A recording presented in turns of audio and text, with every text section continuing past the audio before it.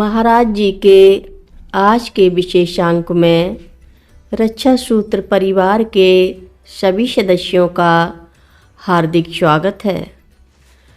पद एवं सम्मान सामान्य व्यक्तियों के अंतर्गत अहंकार उत्पन्न करते हैं।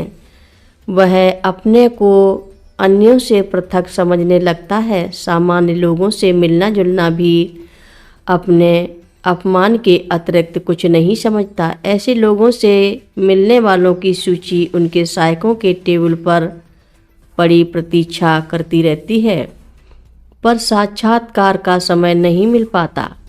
लोग फोन पर सहायकों से संपर्क करते करते थक जाते हैं, लेकिन बात नहीं बनती। कुछ दिनों के बाद तो सहायक उनका फ़ोन ही काट देते हैं। निश्चित ही वे अपने बॉस से पूछ लेते हैं कि किस व्यक्ति से मिलना है, किसके नहीं। समय अगर कोई सचमुच महत्वपूर्ण हो तो उसी को फ़ोन मिलता है, वह भी कुछ मिनटों के लिए। गोस्वामी तुलसीदास जी ने रामचरितमानस में यूँ ही नहीं लिखा है, प्रभुता पाई काहि मद नाही। बाबा जी ऐसे लोगों से मिलने से सदा कतराते थे। मिलने को तो जैसा पहले इंगित किया गया, छोटे से छोटे एवं अछूत तक कहे जाने वाले लोगों से भी मिलने में भी वे सकुचाते नहीं थे। इस संबंध में यह उल्लेखनीय है कि कैंची धाम में कुछ दिनों तक एक गरीब द्वारपाल सरदार था। कोई विशेष अतिथि आने वाला था और बाबा जी ने उसका स्वागत कर लाने का आदेश दिया था। अतः वह प्रवेश द्वार पर खड़ा हुआ था। यह तो उनके सभी व्यक्तियों के प्रति सामान्य स्नेह का द्योतक है, किंतु इसी से मिलती एक घटना उल्लेखनीय है। इस व्यक्ति ने जहाँ वह खड़ा था वहाँ से बाबा जी की ओर देखा तो वह आश्चर्यचकित रह गया। बाबा जी का विशाल शरीर एकदम छोटा हो गया था और वे बाल गोपाल के रूप में दिखाई पड़ रहे थे। उसने कई बार अपनी आंखें मींची, पर हर बार बाबा जी की जगह बाल गोपाल के ही दर्शन हुए। उसकी बगल में एक श्रद्धालु खड़ा था। उसकी आंखें भी उसी ओर बंधी थीं। द्वारपाल ने जो कुछ देख रहा था उसकी संपुष्टि के लिए उस व्यक्ति ने पूछा, आप वहाँ क्या देख रहे हैं? जो तुम देख रहे हो, उसने उत्तर दिया, अर्थात आपको भी बाबा जी के बदले बाल गोपाल के दर्शन हो रहे हैं। हाँ, इसीलिए तो टकटकी बंद गई है। वह सरदार भक्त द्वारपाल संतुष्ट हुआ कि बाबा जी ने उसके धर्म की चिंता नहीं कर उसे अपना यह दिव्य स्वरूप दिखाया। बात अहंकारी एवं अभिमानी लोगों की चल रही थी। बाबा जी ऐसे लोगों को जो अपने पद के मद में पागल रहते थे, उन्हें दर्शन देने से मना कर देते थे। यह और आगे की घटना भी अलौकिक यथार्थ के आधार पर दी जा रही है।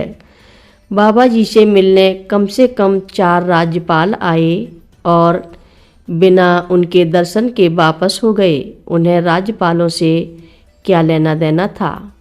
अक्सर ऐसे लोग राज्यपाल के पद पर बैठा दिए जाते हैं जो राजनीति में असफल हो जाते हैं, किंतु जिन्हें किसी न किसी पद पर रखने की व्यवस्था उस पार्टी को होती है जिसकी सरकार होती है, और नहीं तो उनके हाथ में उनकी जातियों के कुछ वोट होते हैं। उनको पार्टी बटोरने से कहाँ चूकने वाली है।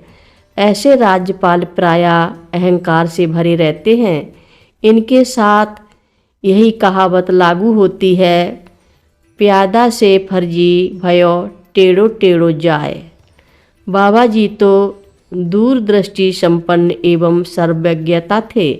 वे इनके व्यक्तित्व और विचारों से तत्काल अवगत हो जाते थे।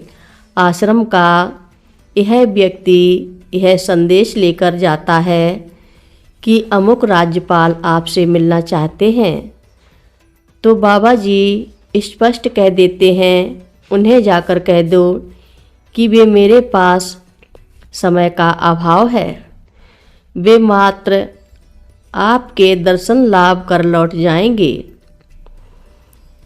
आश्रम के आदमी के साथ आया राज्यपाल महोदय का कोई चाटुकार बोलता, बाबा जी आपकी ओर देखते भी नहीं और अपने आदमी से कह देते कि इनसे कह दो कि मैं 2 बार नहीं बोलता, एक ही बार बोलता हूँ।